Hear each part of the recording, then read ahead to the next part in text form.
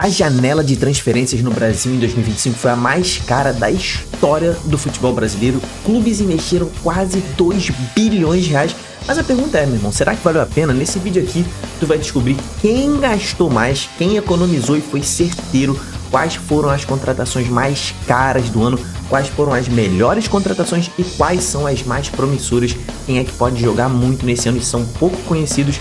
Irmão, se prepara aí que o seu time pode estar nas listas do que gastaram pior o seu dinheiro. Então vambora, mete marcha e vamos nessa.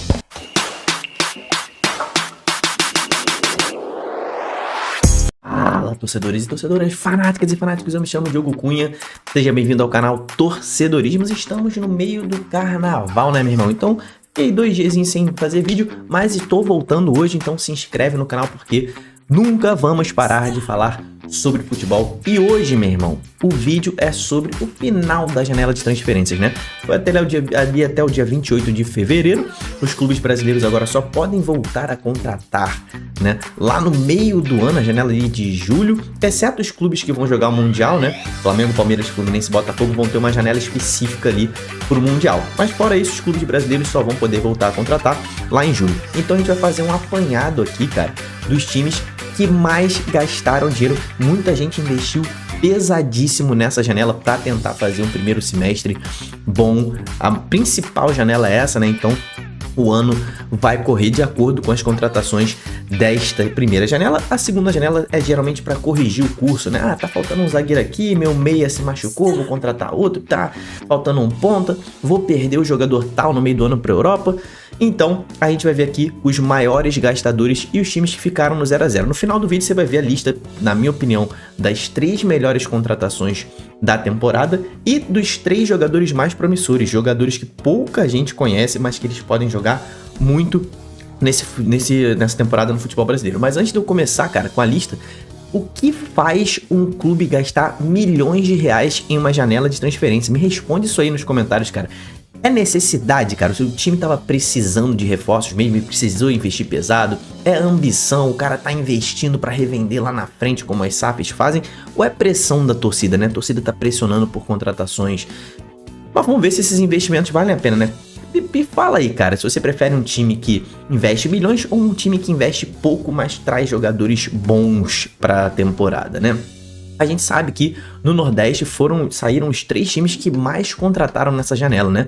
O Ceará trouxe 17 novos contratados, Ceará vindo ali da segunda divisão, então realmente precisou reformular o seu elenco. O Vitória trouxe 16 contratações, o Vitória já estava na Série A, mas reformulou o elenco inteiro. E o Sport trouxe 15. O Sport também vindo da Série B. Os times que menos trouxeram, né, foram o Corinthians, trouxe um reforço, o Corinthians focou em manter o seu elenco, né? O Corinthians não perdeu ninguém importante. E o Flamengo trouxe 2 reforços, né? Então os 2 times de maior torcida trouxeram o menor número de reforços, né? Então vamos começar pelos clubes que menos gastaram na nossa lista, tá? Juventude, cara, trouxe 12 reforços e não gastou nada. Quando eu falo não gastou nada, meu irmão, se liga, aqui no Torcedorismo você aprende essas coisas também de futebol. Impossível ninguém gastar nada, tá?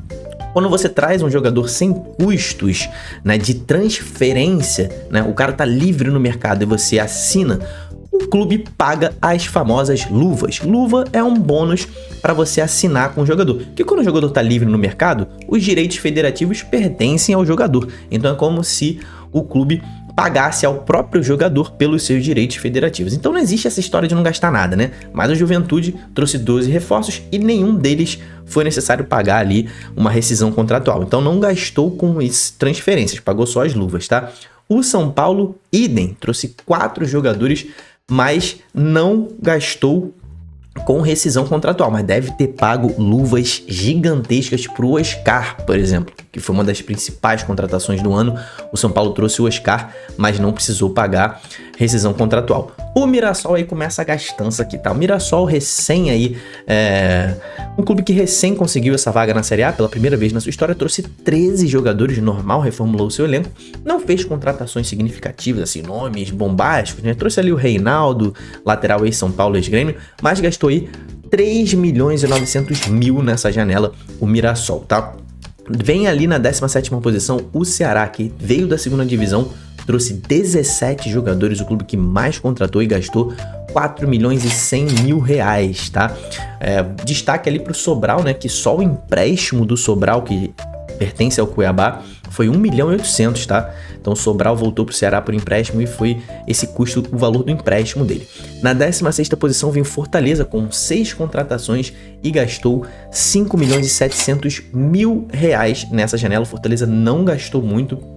O maior custo foi o Kusevich, né? Que pertencia ao Curitiba, então para ele permanecer no Lion, o Fortaleza fez a aquisição dele e pagou ao Curitiba um valor considerável. Na 15ª posição vem o Vitória com 16 contratações, gastou 20 milhões de reais nessa janela. E eu vou destacar aqui o Wellington Rato, que o Vitória gastou 5 milhões.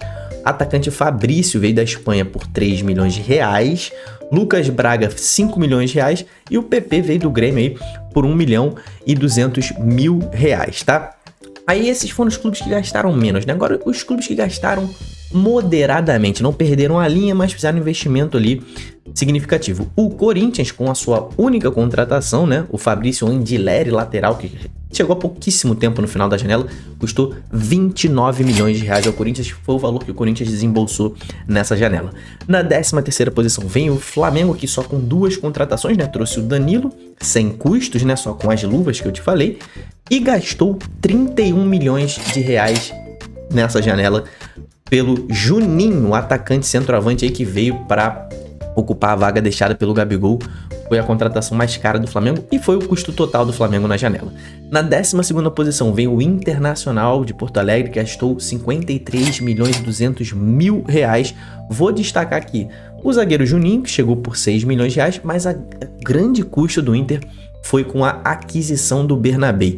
34 milhões de reais. Bernabé, que pertencia ao Celtic, se eu não me engano, ele vai ficar no Inter. Foi a grande contratação, né? O grande reforço do Inter foi a permanência do Bernabé. Na 11ª posição vem o Sport, que gastou 57 milhões e 800 mil reais. Essa foi a janela mais cara da história do Sport.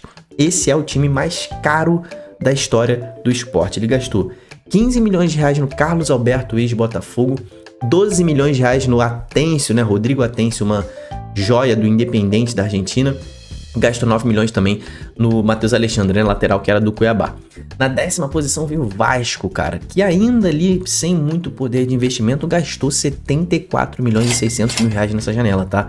Os últimos 2 reforços aí que chegaram foram os mais caros, né? O Garré, argentino, e o Nuno Moreira. Ambos foram ali na casa dos 20 milhões de reais. Então só neles dois o Vasco gastou 40. O Vasco gastou muita grana nessa janela, tá? E agora os clubes que perderam a linha na gastança, né? Meu irmão, tem clube que avacalhou, gastou muito. Começando pelo Cruzeiro na 9ª posição. Gastou aí 76 milhões e 500 mil reais. Fabrício Bruno foi o principal gasto do Cruzeiro, né? Foi 44 milhões de reais para Fabrício Bruno. Zagueiro que tá aí na pré-lista do Dorival Júnior para as eliminatórias, né? O Cruzeiro trouxe muitos jogadores que estavam em fim de contrato, né? O Gabigol, trouxe o Eduardo, né? Trouxe o Dudu, trouxe muitos jogadores em fim de contrato, mas ainda assim gastou bastante, né? O Grêmio na 8ª posição com 83 milhões de reais. Destaque para a maior contratação da janela do Grêmio foi Wagner Leonardo, zagueiro que pertencia ao Vitória, custou 26 milhões de reais aos cofres do Grêmio. Tem ainda o Christian Oliveira, que também custou 26 milhões de reais. Então o Grêmio gastou muita coisa nessa janela, tá? Na 7ª posição, o Bragantino, que tá sempre entre os principais gastadores, né? Gastou 89 milhões e 500 mil reais. Trouxe ali a maior contratação do ano, foi o Pita, né? Atacante centroavante paraguaio que estava no Cuiabá. E trouxe também o Lucas Barbosa, tá? Por 16 milhões de reais, o Bragantino investiu pesado. Na 6ª posição vem o Santos, retornando da Série B. Gastou mais de 100 milhões de reais. Foram 108 milhões de reais. Tassiano custou 32 milhões de reais, tá? Comprado junto ao Bahia. E o Rollheiser, principal contratação em termos de grana, né? O meia argentino estava no Benfica, se destacou pelo Estudiantes aqui em 2023, custou 68 milhões de reais aos cofres do Santos, sem esquecer que o Santos trouxe o Neymar, né? Mas o Neymar sem custos de transferências, só luvas, tá? Na 5ª posição, cara, vem um clube surpreendente, o Fluminense, cara, contratou 10 jogadores nessa janela e gastou 127 milhões de reais. Destaque para Hércules, volante vindo do Fortaleza, que custou 29 milhões de reais. Canóbio, o atacante que desembestou a fazer gol aí, também tem 5 gols nos últimos 3 jogos, veio do Atlético Paranaense por 37 milhões de reais. E o Lescano, paraguaio, meia de 21 anos, grande revelação paraguaia por 30 milhões de reais. O Fluminense abriu os cofres, né? Vamos ver se vai pagar. O Bahia tá na 4ª posição, a SAF do Bahia tá aí com 137 milhões e meio de reais gastos nessa janela, com Eric, volante do Atlético Paranaense. Aí, o tanto que o Atlético Paranaense recebeu de dinheiro nessa janela é brincadeira, tá? O Atlético caiu pra 2ª divisão, desfez seu time, mas vendeu muito bem, né? O Eric foi 29 milhões de reais no Bahia, o Eric Pulga, comprado junto ao Ceará, foi 19 milhões de reais, e o Michel Araújo veio de São Paulo por 17 milhões de reais. E o top 3, os caras que mais gastaram dinheiro. Atlético Mineiro, a SAF do Galo, gastou 155 milhões de reais. Destaque para o Coelho, 36 milhões de reais vindo do Atlético Paranaense, né? Olha o Atlético aí. Júnior Santos, 47 milhões de reais pagos ao Botafogo. Júnior Santos já tá machucado, inclusive. Rony, 39 milhões de reais pagos ao Palmeiras. E o Natanael, que é o jovem, custou 7 milhões de reais. O Coelho também é jovem, né? Tá na casa dos 24 anos. Júnior Santos e Rony que já estão ali na casa dos 30, né? Então, não sei se o Galo investiu seu dinheiro da melhor forma. Diz você aí nos comentários.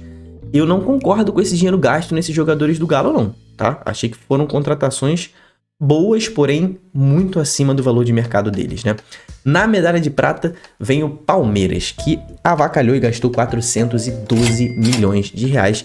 Destaques para o Facundo Torres, né? Que custou 70 milhões de reais vindo da MLS, né? Campeonato dos Estados Unidos. O Paulinho, vindo do Atlético Mineiro, custou 111 milhões de reais. Paulinho que ainda não estreou, né? Tá se recuperando de uma lesão.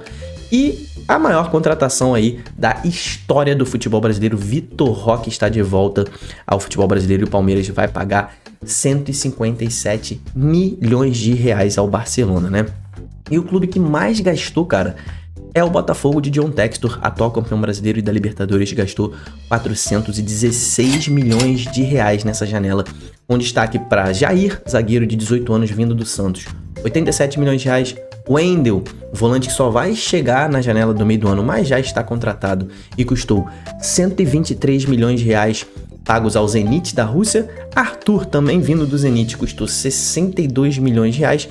E o Santi Rodrigues, o meia que o Botafogo tanto precisava, vindo da MLS, também custou 97 milhões de reais. Cara, você vai falar aí, cara, isso tá errado, o Palmeiras gastou mais, Santos gastou tanto, Fluminense gastou menos. Cara, óbvio que você vai encontrar números diferentes, né?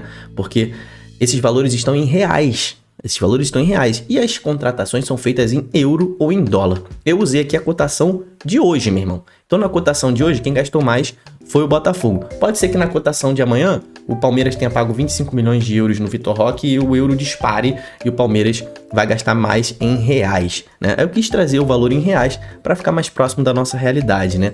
Mas se tiver alguma inconsistência nesse número antes de você me xingar aí nos comentários, é porque eu usei a cotação de hoje, né? Palmeiras e Botafogo foram os que mais gastaram, né? Gastaram 800 milhões de reais juntos aí. Top 3 melhores contratações, na minha opinião, que eu prometi que eu ia falar aqui no final do vídeo, né? Pra mim, terceira melhor contratação, o Wendel, tá? Volante que o Botafogo contratou, ex-Fluminense. Esse cara é craque, mas ele só chega no meio do ano. Se você falar, Diogo, não vale porque ele só chega no meio do ano. Aí eu boto o Oscar aí na terceira posição, Oscar do São Paulo. Segunda melhor contratação, Vitor Roque. Cara, precisa retomar a sua carreira, né? Mas é um cara que já deitou aqui no Brasil, né? Vitor Roque, pra mim, segunda melhor contratação. E a melhor não podia ser Neymar, né, gente? Neymar, mesmo tentando retomar a carreira, o Neymar é um absurdo. Já fez gol olímpico, gol de falta, gol de pênalti, gol de tudo. O Neymar é um absurdo. Foi a melhor contratação pra mim. As 3 contratações mais promissoras, tá? Pra mim, os caras que ninguém conhece ainda, mas os caras podem voar em breve. Lescano, meia paraguaio de 21 anos que o Fluminense trouxe, já apareceu aí em listas como sendo um dos 9 melhores meio-campistas jovens do mundo. Lescano foi eleito o melhor meia do futebol paraguaio. Cara, excelente contratação do Fluminense, pode voar aqui no Brasil. Rollheiser também, muito bem, já foi muito bem aqui nas competições sul-americanas. Meia que o Santos trouxe, um cara que tem muita coisa para desenvolver ainda no futebol, não foi bem na Europa, mas pode deitar aqui no Brasil. E a mais promissora para mim é Santi Rodrigues. Quem já viu esse maluco jogar que o Botafogo trouxe? O cara é gênio, joga muita bola talvez seja melhor que o Almada, tá? Só que ele é mais desconhecido. O uruguaio Santi Rodrigues do Botafogo, muito, muito promissor. Comenta aqui embaixo quem você acha que foi a melhor contratação, qual foi o time que gastou melhor. Comenta aqui embaixo aí, cara, meu time aí gastou mal, gastou bem. O que você acha sobre essa gastança no futebol brasileiro? E se inscreva aqui no canal porque teremos mais vídeos todos os dias nesse ano. O Brasileirão vai começar esse mês, meu irmão. Se inscreve, deixa sua curtida. Até o próximo vídeo. Tamo junto, valeu e falou!